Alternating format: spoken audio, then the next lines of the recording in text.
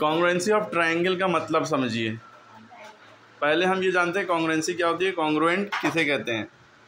क्या आपको पता है कोई भी दो चीज़ें, चाहे कोई भी शेप हो, कोई भी ट्रायंगल है, रेक्टेंगल है, स्क्वायर है, क्यूब है या कुछ भी है, कोई भी शेप है, अगर वो सेम है एकदम, शेप देखिए एक ही जैसा है, ट्रायंगल का शेप तिकोने की तरह है, तो दोनों का शेप सेम है और साइज़ भी सेम है, 6 6 6 6 6 6, सारी साइडें सेम, अरे सेम है, सॉरी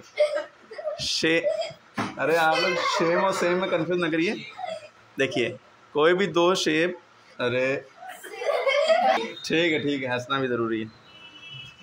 कोई भी दो फिगर्स हों, उनका सेम शेप होना चाहिए और सेम साइज़ होना चाहिए, यानी दोनों चीज़ें सेम होना चाहिए, सेम नहीं, ठीक है। देखिए दोनों चीज़ें सेम है, साइज़ और शेप देखिए एक जैसा है। साइज़ माने 6 सेंटीमीटर ये है तो 6 सेंटीमीटर ये हो, 5 या 4 ना हो, है ना। और शेप माने ट्रायंगल है तो ट्रायंगल और रेक्टेंगल ना हो, स्क्वायर ना हो, कोई और ना हो ना। तो स्क्वायर 2-2 सेंटीमीटर के जैसे बन गए। एंगल है 60 डिग्री का, ठीक है। तो ये सब सेम है, तो जब दो चीज़ें सेम होंगी उन्हें कॉन्ग्रुएंट कहेंगे या कॉन्ग्रुएंस कहेंगे, ओके। अब हम आ जाते हैं मुद्दे पर। तो किसी भी ट्रायंगल में 6 चीज़ें आपको दिखती हैं। कितनी चीज़ें? 6 चीज़ें। ये ट्रायंगल है, ठीक। इसमें देखिए अंदर एक एंगल ये है, एक एंगल ये है, एक एंगल ये है, 3 एंगल हो गए।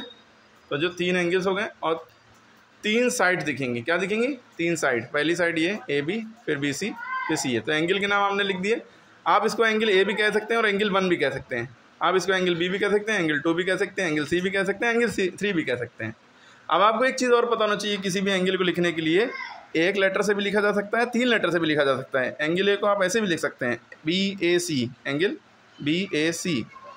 एंगल C को आप ACB या BCA लिख सकती हैं, ठीक है। CAB भी एंगल A को लिख सकते हैं और एंगल A को एंगल A भी लिख सकते हैं। और एंगल A के अंदर जितनी डिग्री लिखी है, एंगल 1 लिखा है तो एंगल 1 लिखेंगे, अगर 30 डिग्री लिखा है तो 30 डिग्री लिख देंगे, ठीक है।